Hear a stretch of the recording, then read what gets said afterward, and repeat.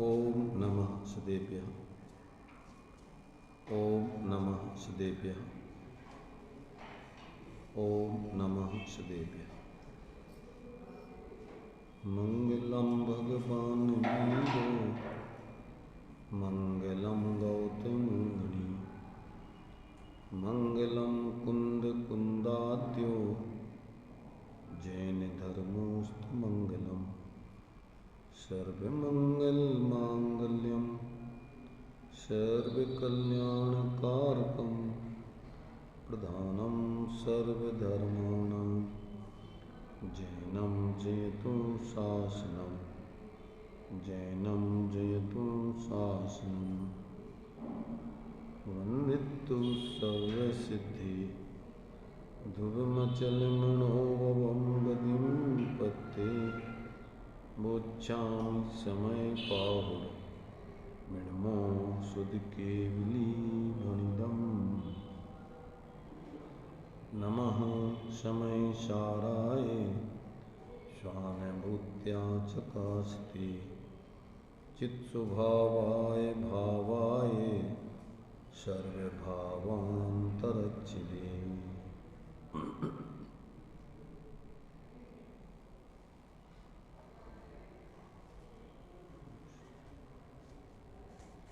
चर्चा अपनी पक्षातिक्रांत होने की चल रही है।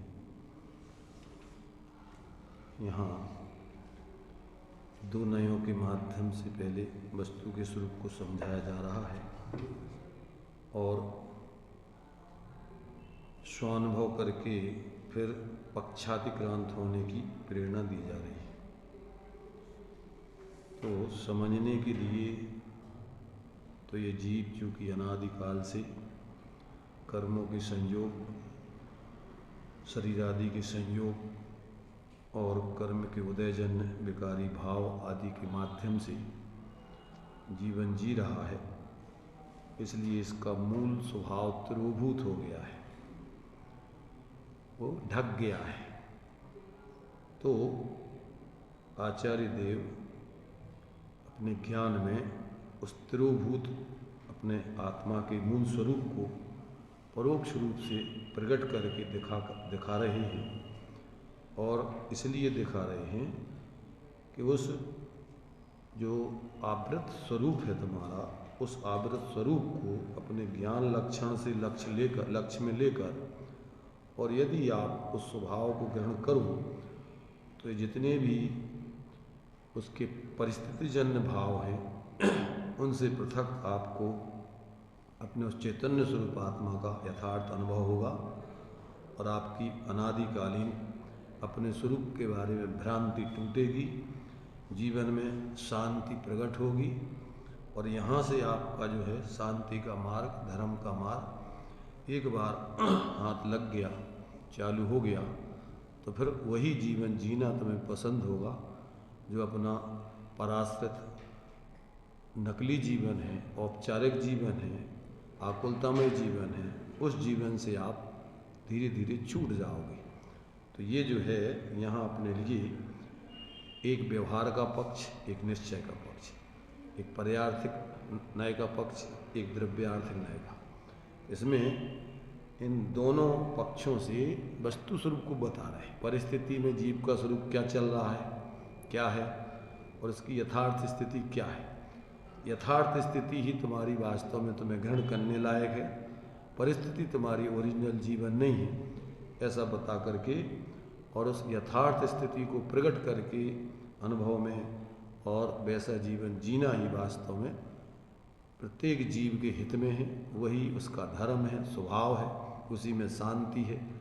उसी के लिए अपन जो भी नाम देना हो, मोक्ष का मार्ग, शांति का मार्ग, सुख का मार्ग, निराकुलता का मार्ग, धर्म आदि जो भी नाम आप देते रहो, परंतु मूल में वो स्वाश्रित जीवन ही है। सभी जीवों के लिए एकमात्र वही वास्तव में जीने लायक है, उसी में परम उसका हित है।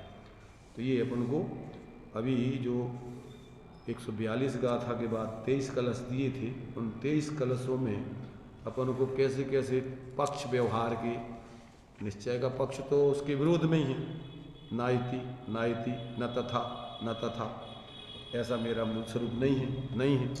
मेरा मूल स्वरूप तो एक चैतन्य स्वरूप ही है।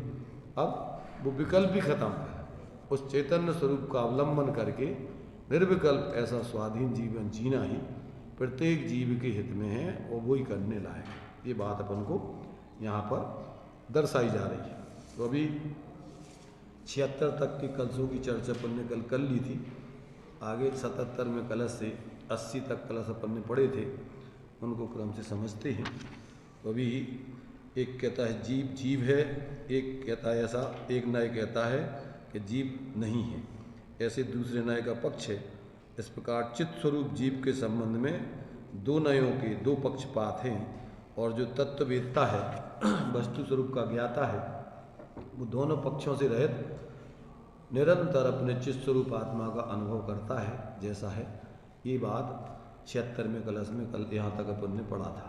जीव के बारे में दो दृष्टिकोण बताए थे, एक तो 10 प्राणों वाला जीव और एक चैतन्य। दूसरा दृष्टिकोण यही हो गया ना, 10 प्राणों वाला जीव व्यवहार का पक्ष है, निश्चय का पक्ष चैतन्य प्राण वाला। पक्षातिक्रांत चैतन्य प्राण वाले निर्विकल्प अनुभव करो। निश्चय का पक्ष चैतन्य प्राण, व्यवहार का पक्ष 10 प्राण। तो अब अपन को 10 प्राण व्यवहार के हैं, और निश्चय से चैतन्य प्राण से त्रिकाल जीता है, जीव जीता था, तो उसको ही मूल स्वरूप है। वो विकल्प छोड़ के आप उसमें अवलंबन करके निर्विकल्प उस चैतन्य का अनुभव करो। तो ये पक्षातिक्रांत दशा है। आगे कहते हैं जीव सूक्ष्म है, ऐसा एक न्याय का पक्ष है। शरीर आदि की दृष्टि से अपन कहते हैं भैया आत्मा अपन को ये जो दिख रहा है ये तो बहुत स्थूल है, पंचनियों के विषय जन। तो आत्मा तो कहते नहीं, सूक्ष्म है। वो भी इस स्थूल की अपेक्षा सूक्ष्म कह रहे हैं। वास्तव में तो जीव न सूक्ष्म है न स्थूल है। सूक्ष्म और स्थूल तो ये व्यवहार के पक्ष है। परमार्थ से तो आत्मा चित्त स्वरूप है, ऐसा जो है वो एक निश्चय का वो पक्ष है। इसलिए ऐसे उस चैतन्य स्वरूप आत्मा का जो व्यक्ति निर्णय करके अनुभव करते हैं, वे पक्षातिक्रांत चित्त स्वरूप आत्मा का चित्त स्वरूप अनुभव ही करते हैं। सूक्ष्म की दृष्टि से बता रहे हो? स्थूल की दृष्टि से ये अपन को दिख रहा है, इसको जीव जानते हैं लोग। शरीर आश्रित जो जीवों का संयोग रूप में दिख रहे हैं तो स्थूल है। कर्मों के निमित्त से, शरीर के निमित्त से जीव को स्थूल कहते हैं। जीव जो है कैसा है, ये स्थूल हो गया इसके निमित्त से। आसमान जाति द्रव्य पर्याय के रूप में, आसमान जाति द्रव्य पर्याय संयोग की दृष्टि से आरोपित है सूक्ष्म स्थूल। तो सूक्ष्म और अपने लिए बादर और सूक्ष्म जीवों के भेद बतलाए। तो किसे कहते सूक्ष्म है, जो किसी से ना रुकता है ना किसी को रोकता है। किसे कहते बादर, कि जो रुकता भी है रोकता भी है। तो वो भी दोनों शरीर के आश्रित हैं दोनों। वास्तव में तो जीव चैतन्य स्वरूप ही है, न सूक्ष्म है न स्थूल है। ऐसे जो है ये व्यवहार के पक्ष दोनों। सूक्ष्म कहना ये उस स्थूल की अपेक्षा सूक्ष्म है। परमार्थ से तो चैतन्य स्वरूप आत्मा, सूक्ष्म और स्थूल कहना अमूर्तिक सत्ता को सूक्ष्म स्थूल कहना व्यवहार से। परमार्थ से तो चैतन्य स्वरूप आत्मा न सूक्ष्म है न स्थूल है, इनसे परे चैतन्य स्वरूप ही है। नहीं है, सूक्ष्म तो व्यवहार का कथन हो गया। हाँ, तो वो सूक्ष्म जीव वो व्यवहार का कथन शरीर आश्रित है सब, और आत्मा तो इनसे परे है। निश्चय कहता है कि नहीं आत्मा सूक्ष्म नहीं है, आत्मा तो इससे और परे है, चैतन्य स्वरूप। हाँ, सूक्ष्म से भी परे है, अमूर्तिक है आत्मा। तो ये अकेला ये स्थूल तो अपन जान रहा है कि शरीर है, सब जानते हैं, इसलिए उसको नहीं कह रहे। इससे परे कह रहा है सूक्ष्म व्यवहार से। व्यवहार का कथन उससे परे कह रहा है सूक्ष्म, ये भी व्यवहार ही है। पर आत्मा सूक्ष्म नहीं है, आत्मा तो अमूर्तिक है, इसलिए सूक्ष्म से भी परे है, वो तो चैतन्य स्वरूप है। स्थूल शरीर के आश्रित और सूक्ष्म शरीर के आश्रित आत्मा, दो कथन अपन बादर और सूक्ष्म जीवों को बोलते हैं नहीं, दो प्रकार के जीव। तो ना बादर है ना सूक्ष्म जीव। जीव कैसा है? जीव तो चेतन स्वरूप है, इसलिए ये बादर और सूक्ष्म ये जीव का स्वरूप नहीं है। और व्यवहार में अपन बादर और सूक्ष्म कहते हैं, ऐसा नहीं है कि नहीं है। क्यों? कि उनको बादर नाम कर्म की वजह से स्थूल शरीर मिला है, और सूक्ष्म नाम कर्म की वजह से सूक्ष्म शरीर मिला है। तो व्यवहार से वो बादर सूक्ष्म ही है। व्यवहार के तरह में ये बादर सूक्ष्म है, लेकिन वास्तव में वो चित्त स्वरूप ही चित्त स्वरूप। तो इस प्रकार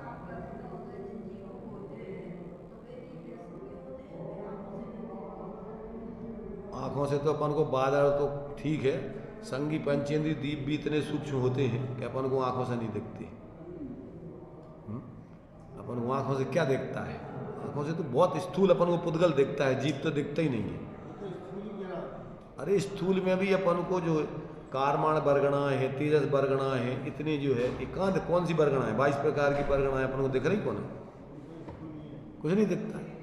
और वे सब स्कंध है अनंत पुद्गल परमाणुओं के।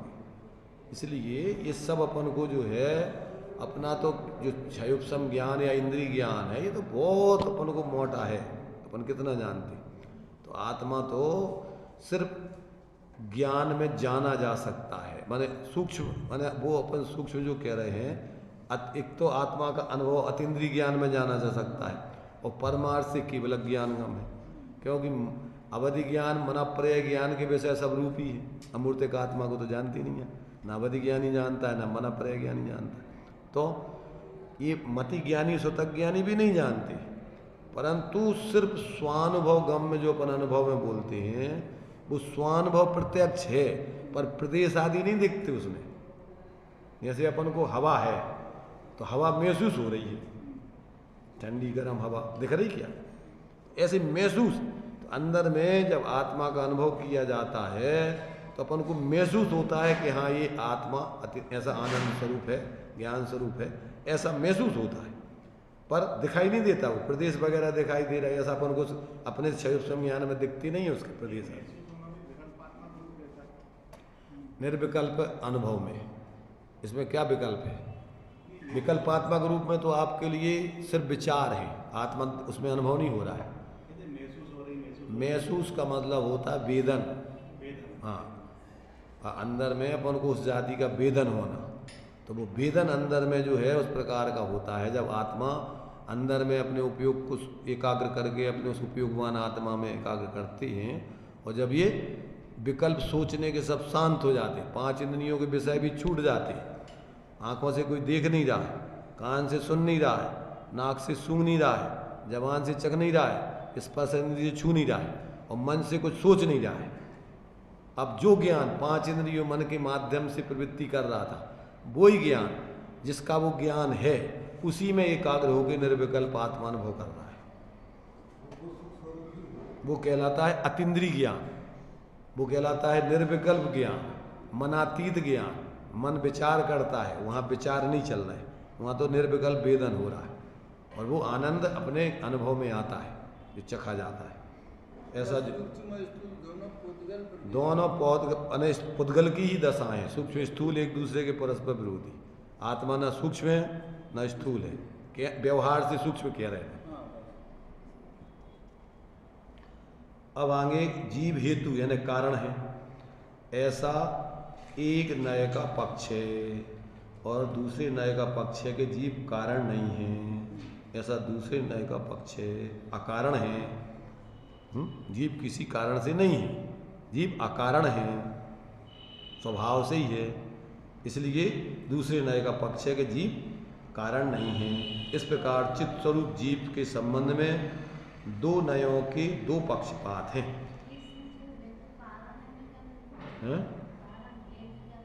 कारण है में किस कारण, जीव जो है किसका कारण है?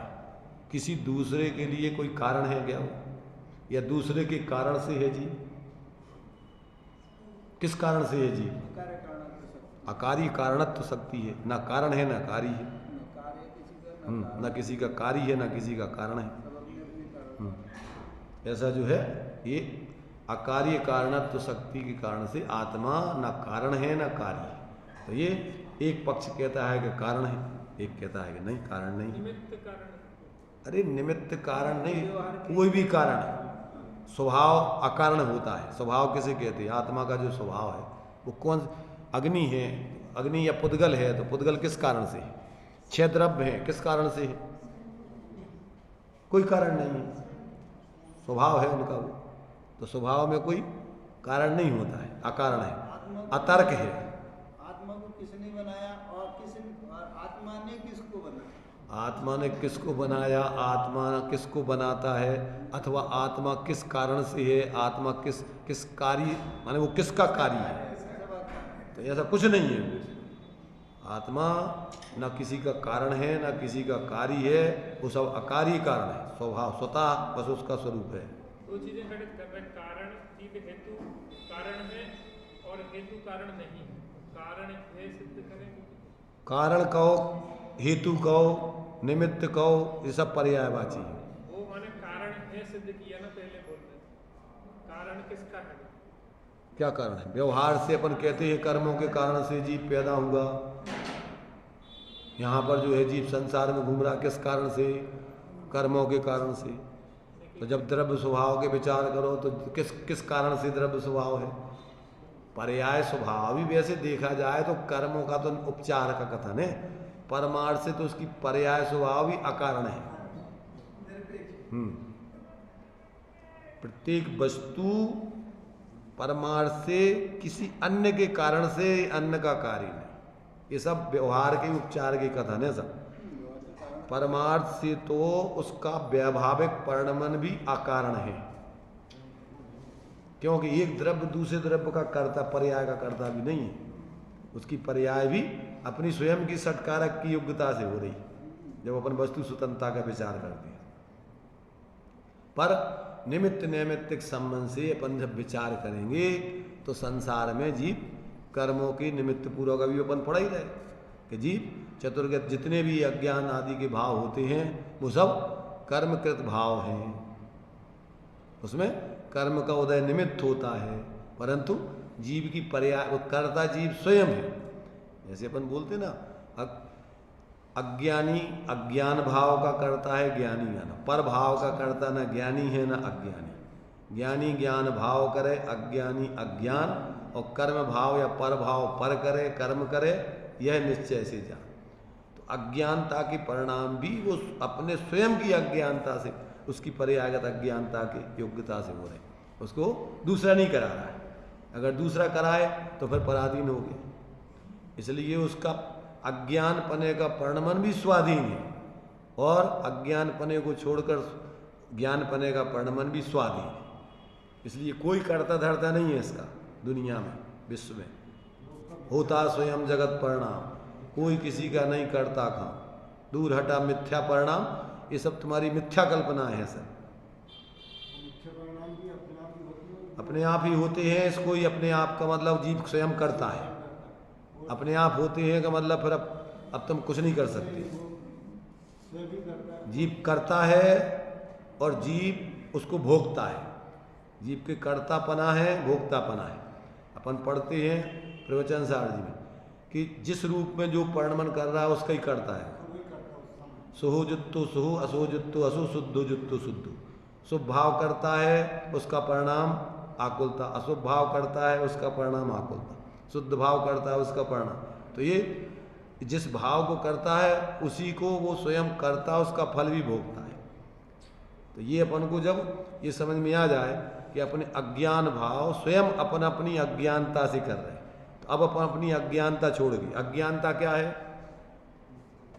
अज्ञानता क्या है? वस्तु तत्व का निर्णय नहीं होना, प्रत्येक वस्तु की स्वतंत्रता का स्वरूप का निर्णय नहीं होना, कि वास्तव में अपन चेतन स्वरूप जीव हैं, अपन शरीर आदि नहीं हैं, अपन किसी के कर्ता नहीं है, किसी के भोक्ता नहीं है, कोई हमारा कर्ता नहीं है, भोक्ता नहीं है, अपन मात्र सहज ज्ञाता है। ऐसा अपन को अपने ज्ञान में आवे और अपन ये सारे मिथ्या परिणाम छोड़ के अपन सहज ज्ञाता रहें, ये अपना काम है। ज्ञाता हो, ज्ञाता ही रहो, तो ये उपदेश है। आपका स्वरूप अपन कहते तुम जितने हो उतने ही रहो। तो तुम्हारा स्वभाव शांत निराकुल ज्ञाता रहने का है, तो शांत निराकुल ज्ञाता ही रहो, ज़्यादा आगे मत बढ़ो। नहीं तो अपन देख रहे हैं आगे बढ़ने वालों की क्या दुर्दशा हो रही, समझ रहे ना? उसका परिणाम, अतिक्रमण करने वालों का परिणाम फिर बुरा आता है, भोगना पड़ता है उनको। जो अपनी सीमा का उल्लंघन करके और क्या करते हैं, परिवर्तन करते हैं, तो उनके लिए उसका परिणाम भी भोगना पड़ता है। तो ये यहाँ जीव किसी का कारण नहीं। एक नहीं कहता है हेतु कारण है, एक कहता नहीं है, एक कहता कार्य है, दूसरा कहता नहीं है। चित्स्वरूप जीव तो चित्स्वरूप ही है। फिर एक कहता भाव है, एक कहता नहीं है। ऐसे एक न्याय का पक्ष व्यवहार का, एक परमार्थ का, एक पर्यार्थक न्याय का, एक द्रव्य। तो पर्यार्थक न्याय में कर्ता कर्म सब कारणकारी सब खंडित होता है, और द्रव्य स्वभाव ध्रुव एक रूप है, तो अब उसमें न कर्तापना न कारणपना, जीव जैसा है वैसा ही है। तो इस प्रकार से 80 तक के कलश अपन ने पढ़े थे। तो भाव मतलब भाव, भाववान, भाव नहीं जानते, पर्याय। भाव माने आत्मा में भाव नहीं होते। हाँ, भाव करता है ना आत्मा। हाँ, तो ये आत्मा में भाव है, एक कहता है कि नहीं है, क्यों कि आत्मा द्रव्य स्वभाव है, तो वो उसमें भाव भेद करके भाव कहते हैं, फिर भाववान है, तो कहते हैं आत्मा में भाव नहीं है, एक कहते भाव है। भाववान है, हाँ। इसलिए भाव नहीं है। तो अब पक्ष, एक पक्ष व्यवहार का, एक परमार्थ का, एक भेद का, एक अभेद का, एक पर्यार्थक न्याय का, एक द्रव्यार्थक न्याय का। तो ये परस्पर में ऐसे एक दूसरे की वस्तु जैसी है वैसे ही है, अकेली न अकेली भाव रूप है, न अकेली भाववान है, दोनों अनन्य है। भाव में अनंत भाव लगा, सब आ जाते हैं उसमें। राग कैसा है, पाप सब हाँ, अनंत तो भाव। अब आत्मा अपना जब द्रव्यपने से देखो तो आत्मा में ये सब गुण करके आत्मा में इनमें कुछ नहीं, न ज्ञान है, न दर्शन है, न सुख है, न वीर्य है, लिखा कि नहीं, ये सब आत्मा में ज्ञान है, दर्शन है, सुख है, वीर्य है। तो कहते हैं आत्मा में न ज्ञान है, न दर्शन है, न सुख है, न वीर्य है। कैसा है आत्मा? आत्मा जैसा है चित्त स्वरूप वैसा ही है। चित्त स्वरूप उसका असाधारण गुण है, उस असाधारण गुण से ऐसे अनंत धर्मात्मक वस्तु को बताकर उसकी अनुभव कराने की प्रेरणा है। अकेले विकल्प करते रहने से आत्मा की अनुभूति यानी आत्मा के स्वरूप का अनुभव नहीं होगा, और उसमें जो है वो उसकी भी अपन को प्राप्ति नहीं होगी। तो इसलिए परावलंबन में तो अपन को व्यवहार में तो कुछ है ही नहीं शांति, परंतु सिर्फ निश्चय का स्वरूप जो है वो भी विकल्प मात्र करते रहने के लिए नहीं, अपने उस निश्चय के अवलंबन से स्वरूप को अनुभव करके फिर वस्तु जैसी है वैसा आप निर्विकल्प होकर अनुभव करो, बस इसी में शांति। तो ये ऐसा भी हो सकता है, ऐसा भी हो सकता है, कैसा निर्विकल्प का होता है जब तो बता रहे, नहीं होता होगा कैसे बताते? निर्विकल्प अनुभव नहीं होता तो काय के लिए आचार्य बताते? भाई निर्विकल्प अनुभव होता है, और जीव अनादिकाल से विकल्पों में उलझा हुआ है, कल्पनाएं करता रहता है मोह से, तो अब आज तक उसने अपने उस निर्विकल्प स्वरूप का अनुभव किया ही नहीं। तो एक बार इन कल्पनाओं को छोड़ो और अंदर में अपने सहज ज्ञाता स्वभाव से जुड़ के सहज ज्ञाता रहो, ज्ञाता ही रहो सहज। ऐसा अपन को ये सारा परावलंबी भाव, कर्तृत्व का भाव, ये सब छोड़ के ज्ञातृत्व भाव ग्रहण करके सहज रहने की प्रेरणा है। अब अपन को 80 के बाद के कलश अपन को पढ़ना है, तो इसको पढ़ते हैं, देखिए, फिर बाद में विचार करेंगे। एकस्य चेको न तथा परस्य,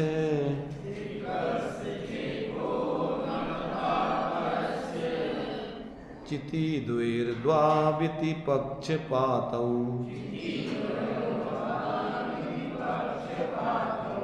यस्तत्वेदी च्युत्पक्षपातस्,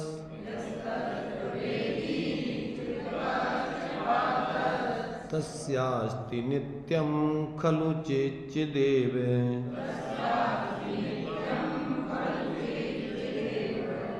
एकस्य शान्तो न तथा परस्य,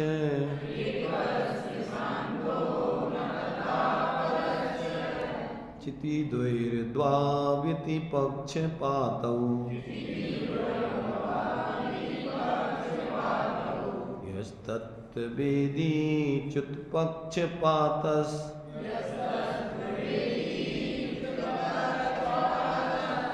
तस्यास्ति नित्यं खलु चेच्चिदेव,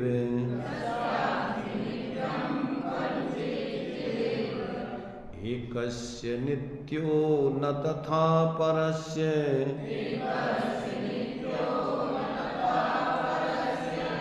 चिति द्वैर्द्वाविति पक्षपातौ, यस्तत्वेदी च्युत्पक्षपातस्,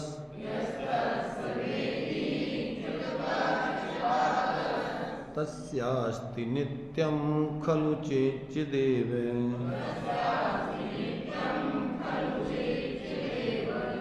एकस्य वाच्यो न तथा परस्य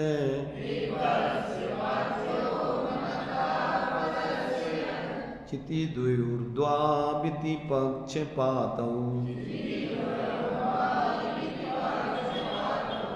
यस्तत्त्ववेदी च्युत्पक्षपातस्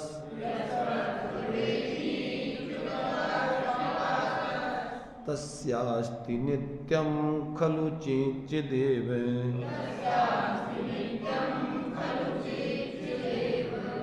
देखिए इतने कलशों के अपन विचार करते हैं। एकस्य चैको न तथा परस्य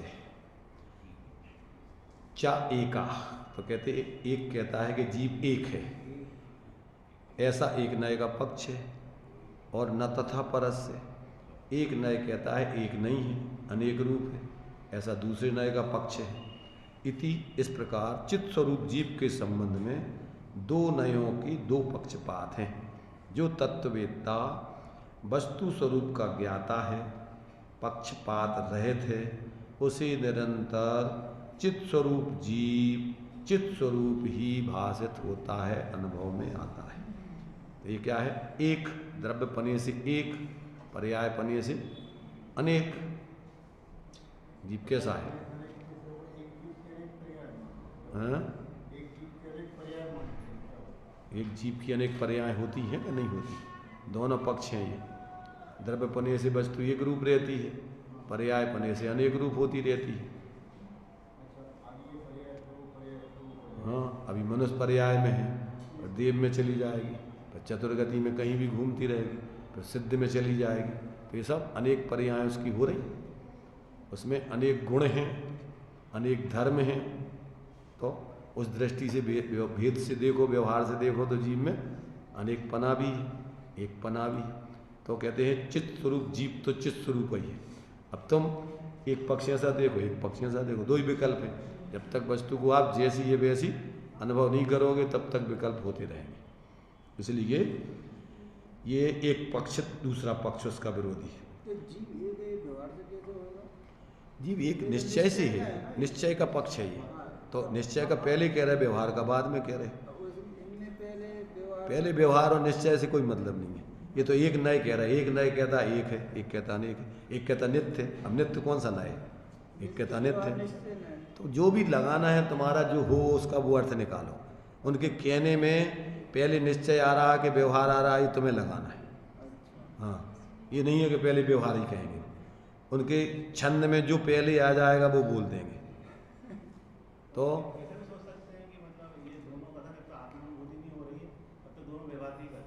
अरे भाई देखो, आत्मा में देखो, अगर आप वस्तु स्वरूप के आधार से करो तो दोनों व्यवहार हो जाएंगे।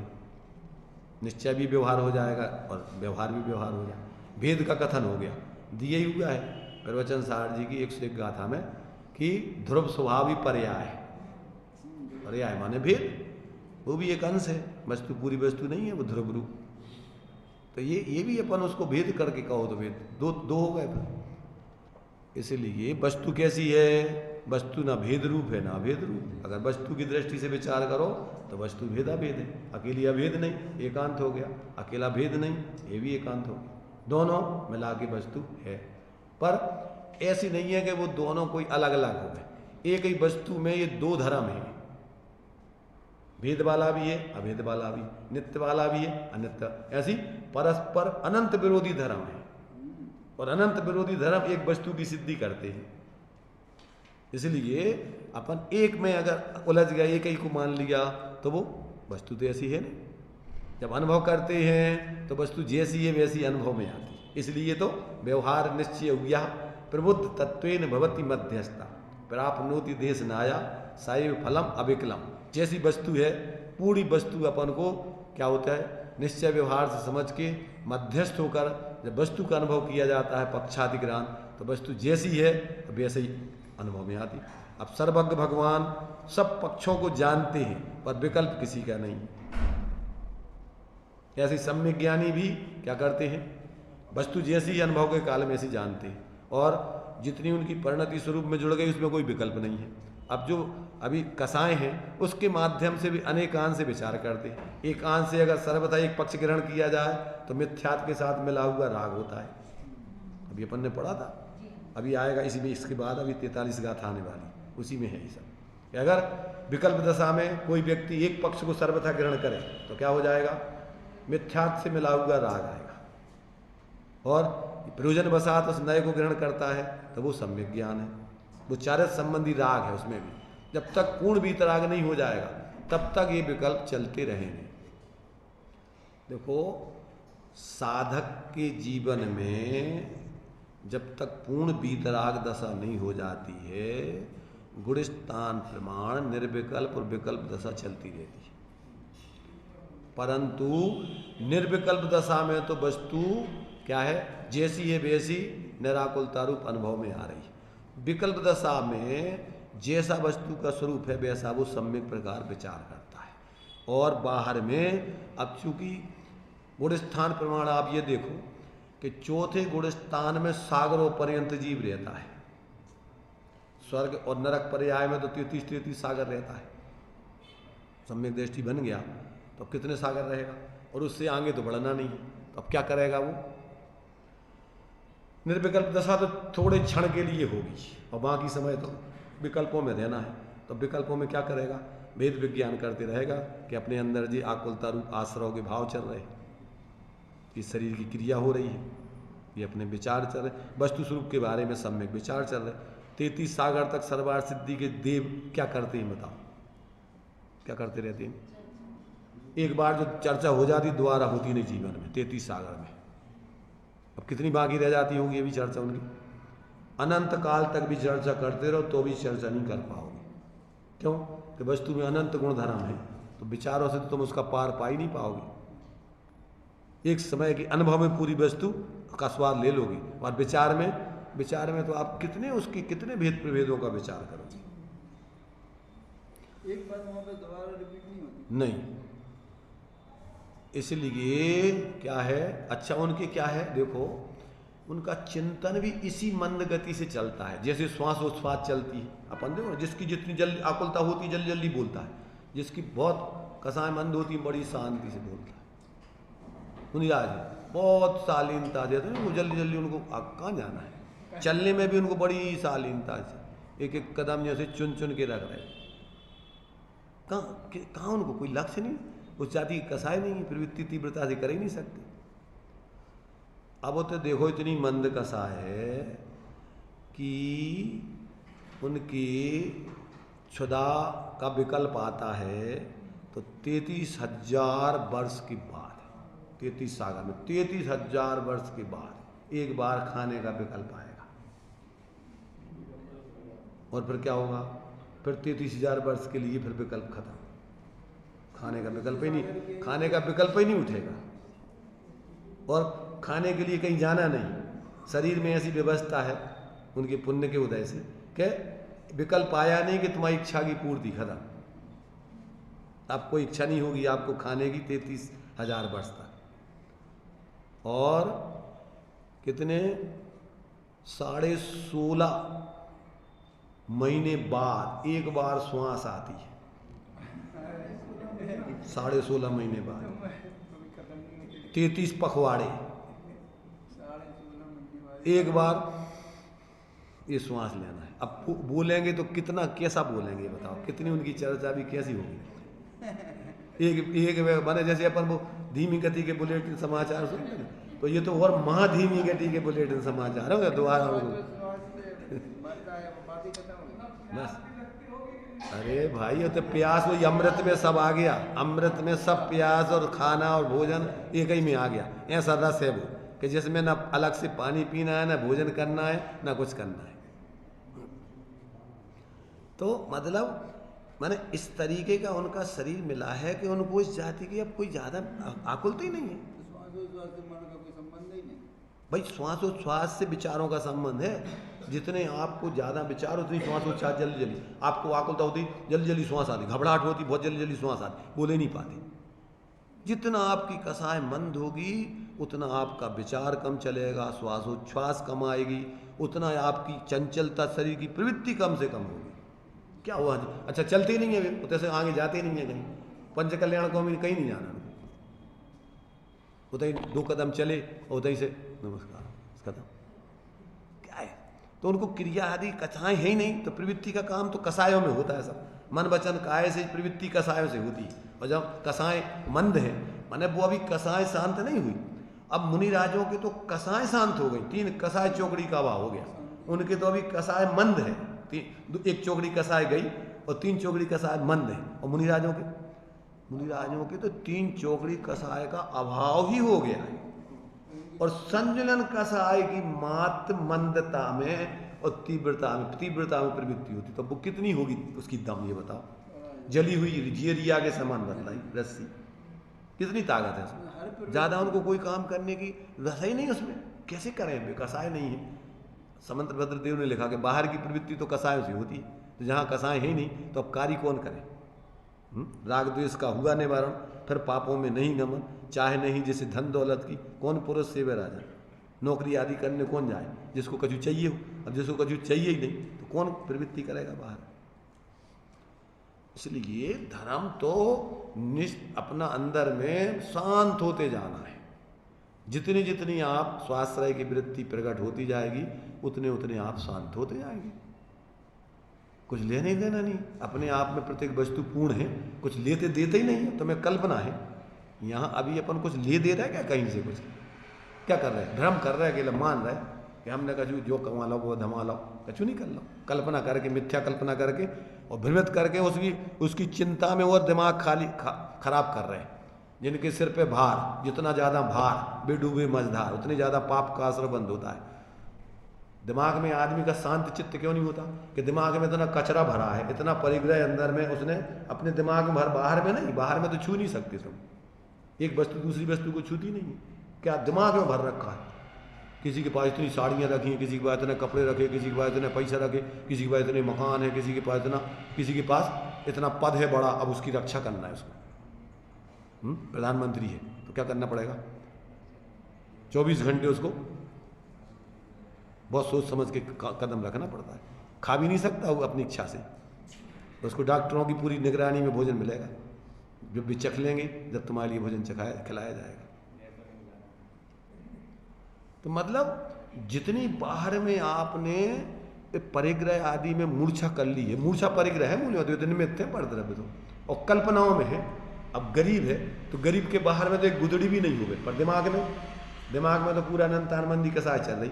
आशा करता प्रति प्राणी अस्मिन विस्मरण, प्रत्येक व्यक्ति के दिमाग में अनंत कसाएं हैं, अनंत आनंदी कसाय है, तो क्या नहीं चाहता, वो तो सब चाहता, पूरा दुनिया की पूरी प्रॉपर्टी एक मिथ्या दृष्टि चाहता है, पर मिलेगी कितनी, विश्व तो उतना ही है। आचार्य कह रहे कि एक जीव के दिमाग में इतनी इच्छाएं हैं कि अगर एक व्यक्ति को विश्व दे दिया जाए तो एक अणु के समान है उसकी इच्छाओं में, अनंत आनंदी की इच्छाओं में, एक पूरा विश्व, और विश्व तो एक ही है, और सारे व्यक्तियों की इतनी इच्छाएं, अब बांटो कितने हिस्सा में कितना आएगा। इसलिए कहते वृथा वो विशेषता, इसलिए विषयों की, संयोगों की, भोगों की इच्छा व्यर्थ है, बेकार है, कोई मतलब नहीं। बताओ अंत आ जाएगा, अपन जिंदगी भर हाथ पांव चलाते रहते हैं, जिंदगी भर उठापटक करते रहते हैं, कल्पनाओं में कहूँ जाते पहुंचते कहीं नहीं है। जैसे वो नाव बंधी है और चलाते रहो, ऐसे ही जो सब मकान फकान तो ये पुद्गल तय के हैं, लोग कहीं में रहना है, उनको कहीं जाना नहीं। अपन कल्पना कर लेते जो मकान हमा होगा उतना ही खड़ो, जगह उतना ही है, अपन ने हमा होगा, अब चिंता करके बेड़ेंगे, फिर उसकी सुरक्षा करेंगे, ये करेंगे, और जब तक आयु पूरी हो जाएगी मर गई, कहो तो उसी में चूहा चुखरिया बन जाओ, कीड़ा मकोड़ा बन जाओ। आसक्ति से अपन देखते हैं महाराज जो है कोई फल चढ़ा रहा हो, इच्छा हो गई तो वही में कीड़ा बन गए। तुम्हारी इच्छा से तो तुम्हें ये संसार मिलता है, कौन देता है। मिथ्या कल्पनाओं में अपन रात दिन कितना कचरा दिमाग में भरे हुए हैं, इसको तो अपन सम्यक्त हो जाने के बाद खाली दिमाग हो जाता है, निर्भर हो जाता है। क्यों कि अपने ज्ञाता को छोड़ के बाकी आचार्य कह रहे कि क्या उपचार से शरीर मात्र परिग्रह के धारी। कौन से आचार्य कह रहे हैं, नियम सार का टीका किसने की, पदम परिमलधारी देव। अब इसको तो दूर अलग नहीं कर सकते, ये तो लगा ही है, तो कहते शरीर मात्र परिग्रह के धारी, उपचार से। वो भी दिमाग में तो वो भी नहीं है, वो भी पृथक है, अंदर में तो उनको परिग्रह अपनी आत्मा ही का है। ज्ञानियों काय का परिग्रह है, एकमात्र अपनी आत्मा को ही ग्रहण कर लिया सब तरफ से, तो एकमात्र आत्मा का ही परिग्रह है, उनको अब कोई परिग्रह नहीं। अपन आत्मा को छोड़ के बाकी सारा कचरा दिमाग में, कल्पनाओं में, और बाकी तो हम छू नहीं सकते, ध्यान रखना। रात दिन दिमाग ही में लगाते रहते, अब जो है सो कर लेंगे, अब जो है सो कर लेंगे, और ऐसे ही दिमाग करते करते में आयु पूरी हो जाती, मर मरा के कहाँ चले जाते। कहाँ कर, क्या कर ले जाओगे तुम ये बताओ। दिमाग कचरे ही अकेले दिमाग में करते रहोगे, जो इसको दे दूँ वो उसको दे दूँ, ना उसको दे सकते ना कोई और कर सकते। अभी अपन को क्या है, अभी अंदर का जब तक रस नहीं आएगा तब तक ये बातें अपन को सही नहीं लगती हैं। अभी तो सगा जो धर्म की बातें हैं, ये किसकी बात है, ये वस्तु स्वरूप है, ये वास्तविकता है पूरी 100%। अब तो मानो और चाहे मत मानो, मानो तो शाबाश, और नहीं मानो तो तुम्हारी ऐसी होनहार से भटको, किसको क्या लेना देना। सियाना बनता है जीव सियाना, लोग बोलते हैं कि सियाना कौआ कहाँ बैठता है, गंदगी पे जाके बैठता है। ऐसे जितना ज़्यादा सियाना है वो सब अपनी दुर्गति करते हैं ज़्यादातर। धर्म के क्षेत्र में अगर अपन चतुर हो जाओ, सियाने बन जाओ, दुनिया सब स्वार्थ की साथी और तुम भी स्वार्थ साथ हो, तो मोक्ष मार्ग में तो उसको सियाना बोलते हैं कि जो अपने को ग्रहण करके बाकी सबको अपने दिमाग में खाली कर देवे। अरे हम वहाँ भ्रम में पड़े थे, थोड़े में अरे हमें तो इन बातों की खबर ही नहीं थी, हम काय में पड़े, कौन से विकल्प में व्यर्थ के प्राप्त पर्याय में तन्मय हो के क्या सोच रहे अपन रात दिन, और अपन देख रहे क्या दशा हो रही। जितने ज़्यादा आसक्ति से जीते हैं उनकी इतनी दुर्गति अपन देख रहे हैं कि नहीं। जितना ज़्यादा परिग्रह में मूर्छित हो गए, दूसरे जीवों को सता रहे, उनकी क्या दशा हो रही है अपन देख रहे हैं कि नहीं देख रहे। प्रत्यक्ष रूप में सामने मारे जा रहे हैं, सामने उनको जैसे उनने दूसरों को मारा वैसे उनके साथ में व्यवहार। ये तो तुम्हारा एकमात्र टाइटल है। अब वहां जहां जाओगे वहां तो तुम्हारे लिए 24 घंटे मरना कटना है। ऐसे तीव्र परिग्रह कसाई जीव का जाएंगे नरक में, तो नरक में क्या दशा है, रात दिन तिल तिल करें देह के खंड, काटे जाओगे और कटोगे है नहीं, जुड़ जाओगे, कट पाओगे नहीं, मर पाओगे नहीं। इधर तो आत्महत्या करके भी बीच मर सकते, पर होते आत्महत्या करने की व्यवस्था नहीं है। भाव मरण तो 24 घंटे चलेगा, पर शरीर से छुट्टी नहीं मिलेगी वहां पर्याय से। इसलिए देखो भाई, ये बातें बहुत महत्वपूर्ण, क्या ये बातें ही अपने लिए वास्तव में जीने लायक, समझ करके जीने लायक हैं। ये कपोल कल्पना नहीं समझना, समझ है ना, जो अपन लोग और दूसरी बातें जो है समझ लेते हैं, ये बातें नहीं चल रही आचार्यों की, ये बिल्कुल 100% सही बातें चल रही हैं। और जो व्यक्ति प्रयोग कर लेता है सम्यक दृष्टि निसंक होता है इन बातों में, भगवान जिनेंद्र के वचनों में वस्तु स्वरूप में उसको शंका होती, पर क्या निसंकित अंग का लक्षण बताया रत्नगण श्राव। इदमेवे ईदृशमेवे तत्वं नान्यन्य च अन्यथा इत्यकंपाय सांभोवत् सन्मार्गे असंस्यारुचि।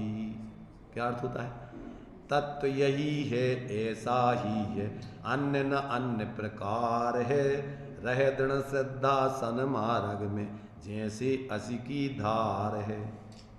तलवार की धार पर जैसे पानी चढ़ा दिया जाता ना, तो क्या होता है, टूट जाएगी पर मुड़ती नहीं है, शरीर छूट जाए पर सम्यक दृष्टि की श्रद्धा विचलित नहीं होती। 3 लोग को विचलित कर देने वाला भूचाल भी आ जाए फिर भी उसकी श्रद्धा कि नहीं, मैं तो सदा काल रहने वाला चैतन्य मूर्तिक आत्मा हूँ, मुझे कोई मार नहीं सकता है, काट नहीं सकता है, जला नहीं सकता है, मेरा कुछ नहीं कर सकता है, मैं शाश्वत तत्व। और भगवान ने जो वस्तु व्यवस्था बताई है वास्तव में ऐसी ही है, ये विश्व किसी ने बनाया नहीं, कोई इसको रक्षा नहीं कर रहा है, कोई नाश नहीं कर सकता है। ये अनादि अनंत द्रव्यों के समूह का नाम है। 6 जाति के द्रव्य हैं, जितने हैं उतने ही हैं, उतने ही रहेंगे अनंत काल तक। फिर जीव सिर्फ अकेला अपनी अज्ञानता से परेशान है। जीव और पुद्गल नाचे यहाँ में कर्म उपाधि है, कर्म के निमित्त से जीव और पुद्गलों का सिर्फ विभाव रूप परिणमन चलता है। 4 द्रव्य तो ज्यों के त्यों रहते हैं। ऐसा जिसको समझ में आ जाता उसको अब कोई विकल्प करने की गुंजाइश नहीं है। किस में तुम विकल्प कर रहे हैं बताओ, तुम क्या करना चाहते हैं? आप ज्ञाता हो, ज्ञाता ही रहो, यही तुम्हारा स्वभाव है, निर्विकल्प रहने का स्वभाव है। तुमने अपन को ये समझ में आ गया कि सब पदार्थ अपने अपने स्वभाव में हैं, सब अपने अपने सहज स्वभाव में रहते हैं, अपनी अपने स्वभाव को कोई छोड़ता नहीं है। तो अब और कोई के परिणमन कराने से कोई परिणमित होते नहीं है, तो अपन को करना क्या है? अनादि निधन वस्तुएं अपनी अपनी भिन्न भिन्न अपनी अपनी मर्यादा में परिणमित होती हैं, कोई किसी के आश्रित अधीन नहीं है, और किसी को परिणमन कराने का भाव सब मिथ्या भाव है। अब ये अपन समझ में आ गया, तो अब किसको क्या करना चाह रहे थे? पर अपन को क्या है, पर परंतु किंतु परंतु अपन अबे तो हैं भ्रष्ट, ग्रस्त बोल देते कि हम तो अबे ग्रस्त हैं। अरे ग्रस्त इसको नहीं कहते, ग्रस्त कैसे कहते? गेही पे ग्रह में न रचे ज्यों जलते भिन्न कमल, इसका नाम है ग्रस्त। के रहते हुए भी घर में वो घर में आसक्त नहीं होता है। जैसे पानी में कमल रहते हुए निर्लिप्त रहता है, ऐसे ही वो निर्लिप्त जीवन जीता है, ज्ञातृत्व पूर्वक जीवन जीता है, उसका नाम गृहस्थ है। ऐसा नहीं है कि गृहस्थ कह करके अपन अपने मोह का और अपने भ्रष्टाचार का पोषण करो, इसका नाम गृहस्थ नहीं है।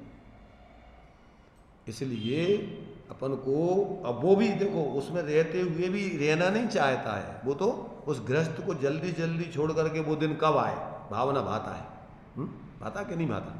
यानी व्यक्ति तो अगर उसका बस चले तो एक क्षण भी संसार में शरीर में रहना नहीं चाहता, वो तो पूर्ण अपनी स्वाधीन दशा को प्रकट करके सुखी होना चाहता।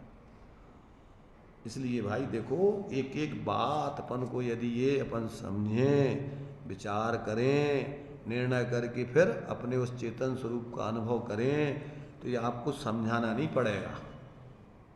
समझ रहे? तुम दूसरों को समझाओगे फिर, नहीं समझाओगे।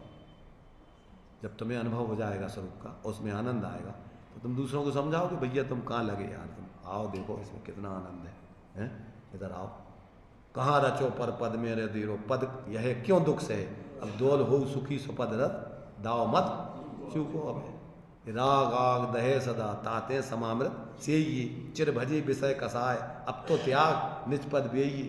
तो ये किनकी प्रेरणा है? जिनने अपने स्वरूप का अनुभव करके उसका आनंद भोगा, उनकी अंदर से भावना है। सब जीव, ऐसा नहीं किसी व्यक्ति विशेष की बात है, तो सब जीवों का मात्र स्वरूप। इसलिए ये अपन को आचार्यों ने वास्तव में, अब भी चूंकि पूर्ण स्वरूप में लीन होकर निर्विकल्प हो जाते, तो ये विकल्प भी ग्रंथ नहीं बनती, ये उनके विकल्प ग्रंथ बन गए विकल्पों से, समझ रहे ना, और वे निर्ग्रंथ हो गए। ये ग्रंथ हैं, ये उनका परिग्रह था, संमिलन कसायजन परिग्रह में ग्रंथ बन गए विकल्प में, विकल्प इसमें डाल दिए, विकल्प होके निर्विकल्प होते गए। विकल्प आए और उनने लिख के और निर्विकल्प फिर ध्यान में चले गए। विकल्प आया तो ये ग्रंथ लिखे गए और निर्विकल्प होके स्वरूप में चले गए।